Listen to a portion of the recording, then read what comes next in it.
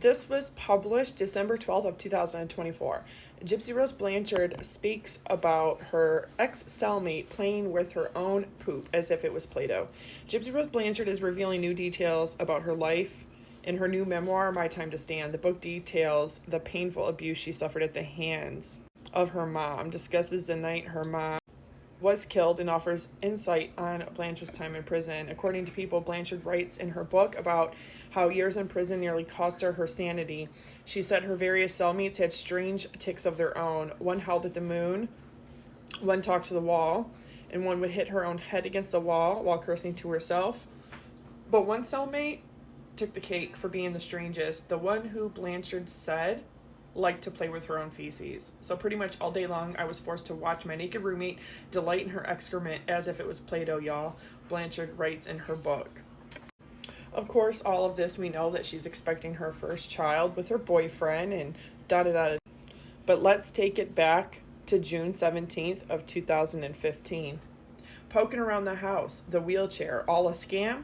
The story was originally published on June 16th of 2015. What an incredible and sad story. And now I'm wondering, perhaps, like you, how much of Gypsy Rose Blanchard's life has been a charade. It appears, thanks to the reporting of colleague Harrison Keegan, that Gypsy's mother, years ago, possibly Gypsy's whole life, concocted a scam to flim-flam the good-hearted. To neighbors and friends, Gypsy had apparently been confined to a wheelchair for years. But we learned Tuesday that's a hoax. Things are not always as they appear. Sheriff Jim Arnott said at a press concert. She was walking just fine, even when carrying her luggage. Investigators say Gypsy was captured walking on her own 2 feet on surveillance video at several businesses after her mother was slain.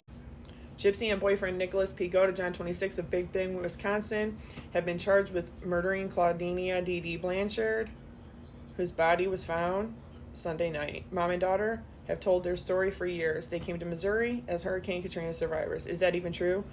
They definitely lived in Louisiana before moving to Aurora and then Springfield. That is true, according to public records. But it appears to me, in hindsight of this week, that years ago they scammed an organization called the Children's Wish Endowment, located in Slidell, Louisiana, where they lived in 2003.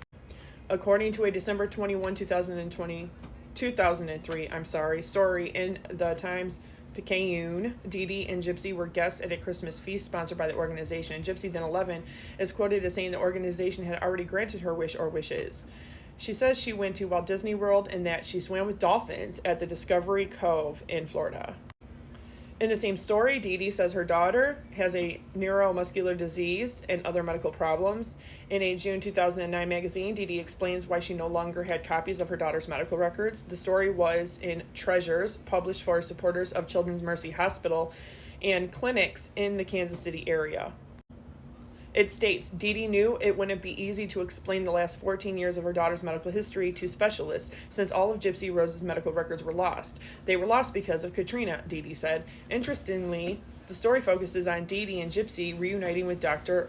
Robert Beckerman, who in 2009 was the medical director of the Comprehensive Sleep Disorder Center and chief of the pulmonary section at Children's Mercy.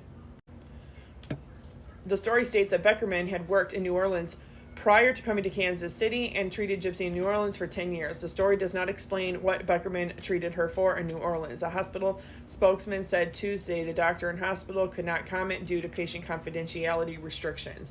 Beckerman says, this is the story. Dee Dee is such a great advocate for her child. Having a child with special needs is not easy, especially going through what they went through. After Katrina, the medical care regressed dramatically in New Orleans. Gypsy Rose is right where she needs to be, getting state-of-the-art care. In 2008, Dee Dee and Gypsy Rose moved to a Habitat for Humanity house just north of Springfield. It's the house where Dee Dee was found slain. Reporter Dee Dee Tong wrote a story for the News Leader about what was then an auspicious occasion, a day of blessing. It is painful to read that story today. Gypsy Rose, whose age was given as 13, is described as sitting in her wheelchair wearing a pair of furry poo slippers. It's accessible to many, she says, of the new house. The 3-bedroom house has a ramp for her wheelchair. The doors are wider than normal to accommodate her wheelchair. The light switches were built lower to the floor so she could reach them. The bathroom has a big bathtub so Dee Dee can help her wheelchair-bound daughter bathe. So this was all unnecessary. this was all part of the scam. I can't help but to wonder, did Gypsy ever use her wheelchair when she and her mother were alone in the house? And then Gypsy talks about the trials and tribulations she and her mother had overcome. A lot of people started to give up, she says, but my mom stayed with me. She never left me. We are a pair of shoes, never good without the other. She turns to her mother and says, Mom, I love you. We made it.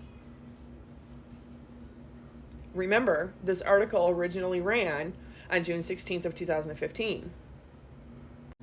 That is the closest in time to when this happened. And they knew that Gypsy had been not using the wheelchair behind closed doors and that she was scamming with everybody.